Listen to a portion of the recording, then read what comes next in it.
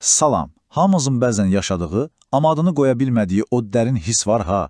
Bax, bugün məhz o mənəvi oyanışa doğru bir səyahətə çıxacağıq. Gəlin birlikdə qəflət yuxusundan necə oyandığımızı, daxili mübarizələrimizi və nəhayət əsl mənliyimizi necə tapdığımızı addım-addım kəşf edək. Gəlin bir anlıq səmimi olaq. Heç sizə elə gəlib ki, həyat sanki avtopilot rejimindədir. Hər gün eyni şeylər, eyni qayğılar. Hər şey yerindədir, amma elə bil nəsə çatmır. Sanki daha dərin bir məna olmalıdır. Baxın, qədim müdriklər məhz bu vəziyyətə mənəvi yuxu deyirlər. Yaxşı, bəs bu oyanış səyahəti hardan başlayır? Hər şey çoxumuzun fərqində olmadan içində olduğu o rahat, amma bir o qədər də mənasız qəflət halından başlayır. Qəflət. Bu söz əslində nə deməkdir? Gəlin belə təsəvvür edək. Hər gün eyni yolla işə gedib gəlirsən, amma heç vaxt yol kənarındakı ağacların fərqinə varmırsan. Bax, mənəvi qəflət də tam olaraq budur. Fiziki olaraq oyaqsan, amma ruhən yatırsan. Gündəlik qayğılar, təlaşlar səni əsl məqsədindən yayındırır. Baxın, bu iki vəziyyət arasındakı fərq nə qədər kəskindir. Bir tərəfdə hər şeyin proqnozlaşdırıla bildiyi, egonun idarə etdiyi rahat, amma məqsədsiz bir həyat var. Digər tərəfdə isə birdən-birə başlayan o daxili narahatlıq, o sonsuz suallar. Mən niyə buradayam? Həyatın mənası nədir? Bax, oyanışın ilk qığılcımı məhz budur. Rahatlığın bitdiyi, həqiqətin başladığı yer. Amma gözləyin, bu oyanış heç də səhər günəşin doğuşu kimi sakit, romantik bir şey deyil. Qətiyyən. Bu, daha çox dərin bir daxili fırtınaya, bir çaxnaşmaya bənzəyir.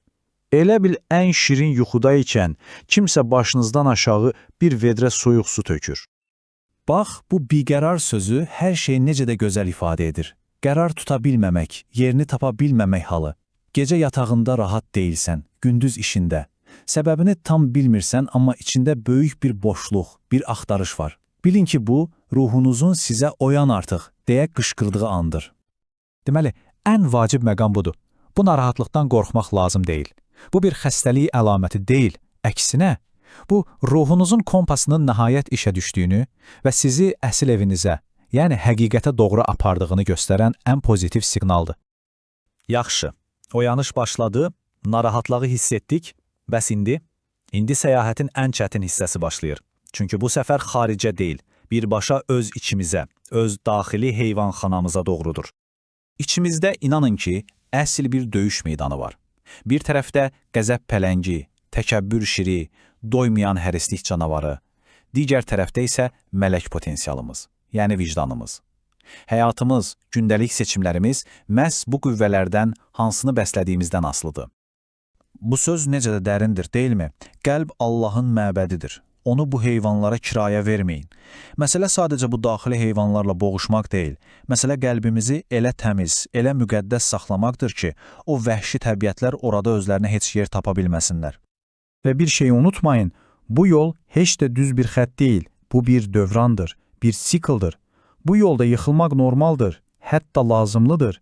Bir gün özünü yolun zirvəsində hiss edərsən, sabah isə ən dibində. Buradakı məsələ dini inancını itirmək deyil, daxili vəziyyətinin dəyişkənliyidir və hər yıxılış əslində daha da yüksəyə tullanmaq üçün bir tramplindir. Daxili heyvanları ram etməkdən danışdıq. Yaxşı, bəs bu heyvanların ən güclüsü, ən hiləgər olan ego ilə necə başa çıxmaq olar? Gəlin bununla bağlı ən təsirli hekayələrdən birinə, Rumi və Şəmsin hekayəsinə baxaq.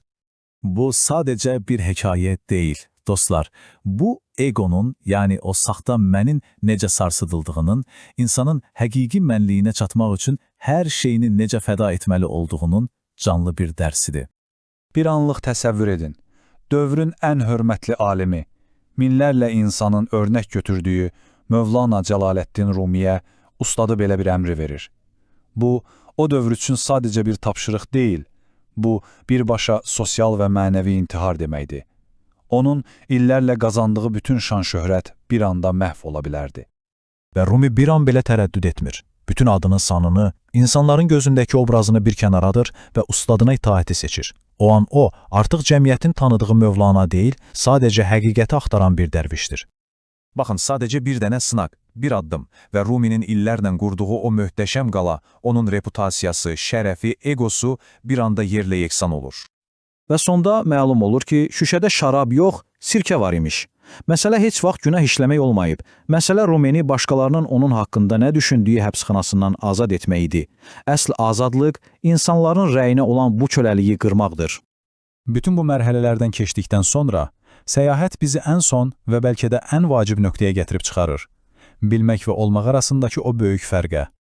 Və burada qarşımıza inanılmaz bir paradoks çıxır.